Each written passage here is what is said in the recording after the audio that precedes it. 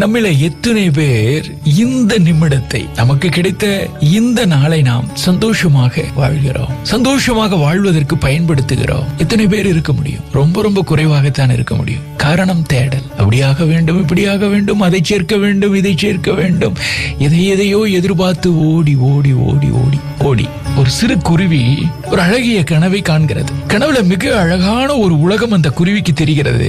அதுவரை குருவி அப்படி ஒரு அற்புத உலகத்தை பார்த்ததே கிடையாது. வண்ண வண்ண விளக்குகள், அழகான நதிகள், மரங்கள், எங்கு பார்த்தாலும் மகிழ்ச்சி மகிழ்ச்சி என்கிற அந்த ஒரு அற்புத உலகம் அந்த கனவுல அந்த குருவிக்கு தெரிகிறது. அப்படியே அந்த உலகம் குருவியை மயக்குகிறது. எப்படியாவது அந்த உலகத்திற்கு போயே ஆக வேண்டும், அந்த சந்தோஷங்களை எல்லாம் அனுபவித்து ஆக வேண்டும் என்று அந்த குருவி இப்போது விரும்ப ஆரம்பித்து விட்டது. ஆனால் போகுகின்ற வழி தெரியவில்லை. எப்படியோ தேடி பறந்து போகிற போது ஒரு பிரபல ஜோதிடரை அந்த குருவி பார்க்கிறது. காலத்தை எல்லாம் கணிக்கக்கூடிய ஜோதிடருக்கு அந்த அற்புத உலகத்திற்கான வழி தெரியாதா என்ன? போய் கேட்கலாம் என்று சொல்லி குருவியானது ஜோதிடரிடம் போய் கேட்கிறது. எனக்கு முழு விவரம் தெரியாது, தெரிந்தவரை சொல்லுகிறேன், அதற்கு விலையாக நீ உன் சிறகுகளில் ஒன்றை தர வேண்டும். ஜோதிடர் கேட்டார். ஒரே ஒரு சிறகு தானே? குருவியும் சரி என்று சொன்னது. குருவி அவர் சொன்ன வழியில பறந்து சென்றது. குறிப்பிட்ட இடத்திற்கு மேல் அது வழி தெரியாமல் திகைத்து நிற்க அந்த வழியே ஒரு பாம்பு ஒன்று வருகிறது.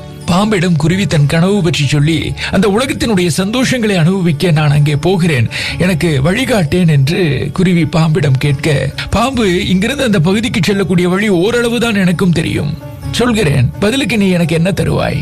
உன் அழகான சிறகிலே ஒன்றை தந்து விடு. இன்னொரு சிறகு தானே? தந்தால் போச்சு. குருவியும் சம்மதித்தது. பாம்பு சொன்ன பாதையில குருவி அப்படியே பயணிக்கிறது.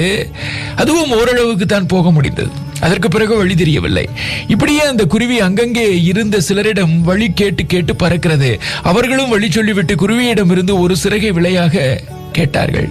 குருவியும் அந்த அற்புத உலகினுடைய சந்தோஷங்களை அனுபவிக்க போகின்ற ஆசையில வழி சொன்னவர்களுக்கெல்லாம் ஒவ்வொரு சிறகாக பீத்து கொடுத்தபடியே சென்றது. முடிவாக கனவிலே கண்ட அந்த அழகான உலகம் அந்த குருவியின் கண்முன் தெரிந்தது. ஆகா, வந்து விட்டோம். இன்னும் சில 100 அடி தூரம் பறந்தால் அந்த அற்புத உலகம், ஆகா, நினைத்து பார்க்கவே அவ்வளவு ஆனந்தமாக இருக்கிறதே. குருவிக்கு மகிழ்ச்சியே தாங்கவில்லை. ஆனால் இது என்ன? ஏன் 100 அடி தூரம் தானே இருக்கிறது, என்ன ஆயிற்று நமக்கு? ஏனோ நம்மால் பறக்க முடியவில்லையே. என் உடம்பெல்லாம் கணக்கிற மாதிரி தெரிகிறதே. கீழே இருந்து காற்றில் எழும்பவே முடியவில்லையே. கதற ஆரம்பித்தது குருவி. மெல்ல மெல்ல குருவிக்கு புரிய ஆரம்பித்தது, பறப்பதற்கான சிறகுகள் தன்னிடம் இப்போது இல்லை என்கிற உண்மை அப்போது விளங்க ஆரம்பித்தது. குருவியால் அந்த உண்மையை ஏற்றுக்கொள்ளவே முடியவில்லை. இதற்காகவா நான் இவ்வளவு கஷ்டப்பட்டேன்?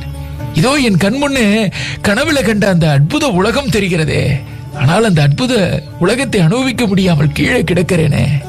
அந்த சோகமும் ஏக்கமும் தாங்க முடியாமல் எட்டாத உயரத்தில் தெரியக்கூடிய அந்த மாய உலகின் வாசலை பார்த்தபடியே அப்படியே அந்த குருவி பரிதவித்துக் கொண்டிருந்தது. என்ன விஷயம்? இன்று நம்மில பலருடைய நிலைமையை கொஞ்சம் யோசித்து பார்த்தால் நமக்கு புரியக்கூடும். நவீன வசதிகளே சந்தோஷம் என்று அந்த மாய உலகினுடைய வசதிகளை பெருக்கிக் கொள்வதற்காக இன்றைய நம்முடைய சந்தோஷங்களை இழந்து கொண்டிருக்கிறோம். இன்று வாழ்வதற்கான சந்தோஷத்தை இழந்து கொண்டிருக்கிறோம். என்றோ வாழ்வதற்கான சந்தோஷத்திற்காக அப்படியும் இப்படியுமாக ஓடிக்கொண்டிருக்கிறோம்.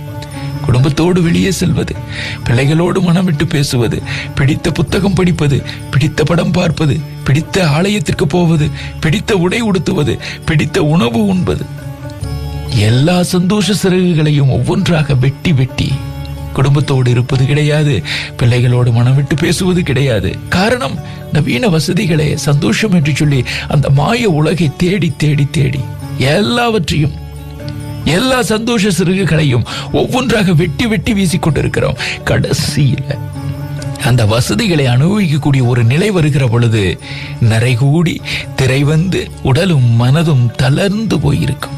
எல்லாம் இருந்தும் அனுபவிக்க முடியாத நிலை வந்திருக்கும். இருக்கிறதா இல்லையா? மகிழ்ச்சி என்பது வசதிகளில் இல்லை, நாம் செய்யக்கூடிய ஒவ்வொரு செயலிலும் இருக்கிறது. ஒவ்வொரு நொடியையும் அனுபவித்து வாழ்வோம். இந்த நிமிடம் மட்டுமே அந்த பேராற்றல் நமக்கு அருளியது என்று சொல்லி ஒவ்வொரு நொடியையும் அனுபவித்து வாழ்ந்தோம் என்று சொன்னால் ஆனந்தத்திற்கு பஞ்சமில்லை, அழுத்தத்திற்கு இடமே இல்லை.